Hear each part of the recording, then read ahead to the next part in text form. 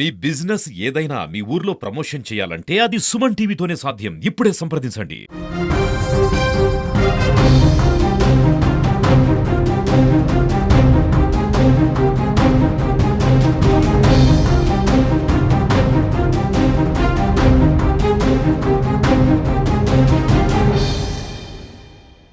స్వర్ణముఖి నది పరివాహక ప్రాంతాల్లో అక్రమ కట్టడాలను తొలగించి స్వర్ణముఖి నదికి పూర్వవైభవం తెచ్చే విధంగా ప్రభుత్వం నడుం బిగించింది. ఇప్పటికే ఆ నదీ ప్రవాహిక ప్రాంతాల్లో అక్రమ కట్టడాలను తొలగించేందుకు ఆపరేషన్ స్వర్ణ పేరుతో ఇప్పటికే తుడాన్ని ఇన్వాల్వ్ చేసినటువంటి నేపథ్యంలోనే ఆ దశగా అడుగులకు పడుతోంది. సో ఇది కానీ కంప్లీట్ అయితే అటు సాగునీరుకి తాగునీరుకి ప్రజలు పూర్వవైభవం తీసుకొచ్చే విధంగా కూడా ప్రణాళికలు రూపొందిస్తున్నారు.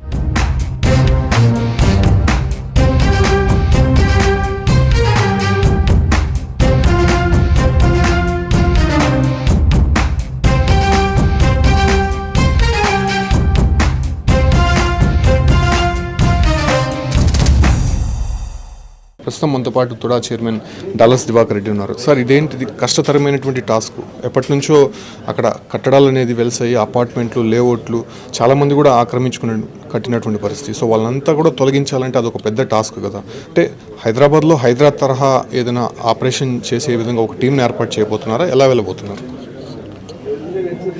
అది మేమేం పెద్ద టాస్క్గా భావించట్లేదు. ఎందుకంటే రివర్ని కాపాడటం అనేది బాధ్యత. ఈరోజు ఎప్పుడైతే మనం రివర్ని కాపాడుకుంటామో నెక్స్ట్ ఉన్నటువంటి జనరేషన్స్ అంతా కూడా హ్యాపీగా ఉంటారు. చుట్టుపక్కల ఉన్నటువంటి వ్యవసాయ భూములన్నీ కూడా పంటలు పండుతాయి. చుట్టుపక్కల నివసిస్తున్నటువంటి ఇల్లులందరూ కూడా హ్యాపీగా మంచి వాటర్ వస్తుంది. సో కాబట్టి హెల్తీగా ఉంటారు. ఎవరైతే ఈ స్వర్ణముఖి రివర్ని కబ్జా చేశారో అవన్నీ కూడా ఖచ్చితంగా క్లియర్ చేస్తాము. దీనికి ఆపరేషన్ స్వర్ణ అనే పేరుతో దీన్ని శంకుస్థాపన చేసి అతి త్వరలో ముందుకెళ్ళే విధంగా ప్లాన్ చేస్తున్నాం. చాలామంది పేదలు కూడా అక్కడ ఇల్లు నిర్మించుకొని ఉన్నారు, చాలామంది కొనుగోలు చేశారు.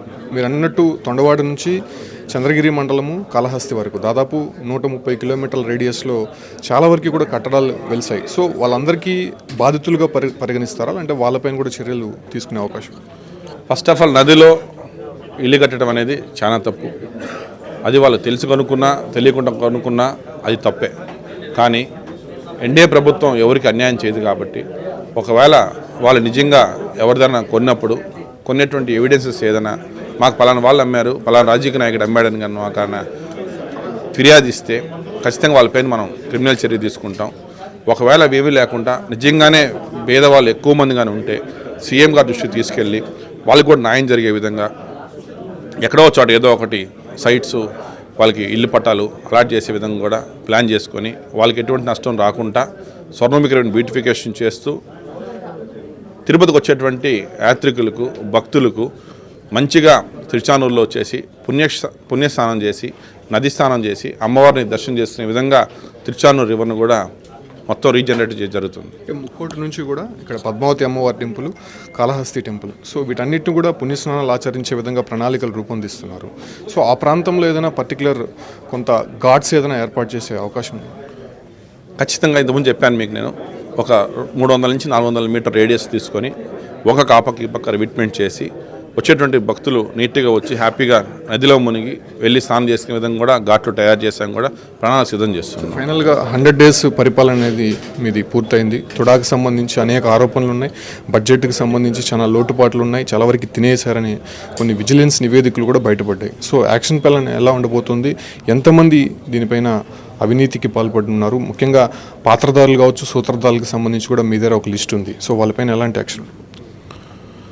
First of all 100 days complete చేసుకొని నేను చేసినటువంటి సక్సెస్ అంతా కూడా మీకు ఇంతకుముందు చెప్పడం జరిగింది. ఎప్పుడు చరిత్రలో ఎవరు చేయ విధంగా పంచాయత్ సెక్రటరీస్ అవేర్నెస్ ప్రోగ్రామ్స్ కావచ్చు, ఎడ్డే విత్ తుడా చైర్మన్ కావచ్చు, రివ్యూ మీటింగ్స్ కావచ్చు, కలెక్టర్తో కావచ్చు, జేసీ గారితో కావచ్చు, రెవెన్యూ మినిస్టర్తో కావచ్చు, అన్నీ కూడా కంటిన్యూగా మీటింగ్ బ్యాక్ పెట్టేసి టుడా ఉన్నటువంటి ఆర్థిక పరిస్థితిని డెవలప్ చేసే విధంగా సుమారు 300 నుంచి 400 ఎకరాల ల్యాండ్స్ ఐడెంటిఫై చేయడం జరిగింది. ఆ లేఅవుట్లో అమ్మి వచ్చే డబ్బుల ద్వారా టుడాను డెవలప్ చేయడం కూడా ప్లాన్ చేస్తున్నాము. అదేవిధంగా గడిచిన ప్రభుత్వంలో చేసినటువంటి అవినీతి అంతా కూడా విజిలెన్స్ అంతా కూడా మొత్తం ఫైల్ రెడీ చేసి ప్రభుత్వానికి ఇవ్వడం జరిగింది. దానిపైన ప్రభుత్వం కూడా అతి త్వరలో చర్య కూడా తీసుకోబోతుంది. రాబోయే రోజుల్లో కూడా టుడాని మంచి స్థానంలోకి తీసుకొచ్చడానికి నా వంతుని సహాయం చేస్తాను. సో ఈ రకంగా స్వర్ణముఖి నదిని డెవలప్ చేసేందుకు అనధి కాలంగా ఉన్నటువంటి సమస్యలని, అక్కడ ఆక్రమణలకు గురైనటువంటి భూములని తిరిగి తీసుకొని మళ్ళీ దాన్ని పూర్వవైభవం తెచ్చే విధంగా తుడా ప్రణాళికలు రూపొందిస్తుంది. ఇప్పటికే రాష్ట్ర ప్రభుత్వం నుంచి వచ్చినటువంటి ఆదేశాల మేరకు జీవో కూడా విడుదలైంది కాబట్టి దానిపైన కొన్ని సర్వేలు నిర్వహించిన తర్వాత దీనిపైన ఒక తుది నిర్ణయం తీసుకొని త్వరలోనే స్వర్ణముఖి నది పునరుద్ధరణ పనులు ప్రారంభిస్తామని చెప్పి కూడా చెప్తున్నారు. దాంతోపాటు కూడా ఎవరైతే అక్రమంగా అక్కడ కట్టడాలు నిర్మించి ఉన్నారో పాత్రదారుల నుంచి సూత్రధారుల వరకు క్రిమినల్ కేసులు నమోదు చేస్తామని చెప్పి కూడా తుడా చైర్మన్ దివాకర్ రెడ్డి హెచ్చరిక జారీ చేస్తున్నారు.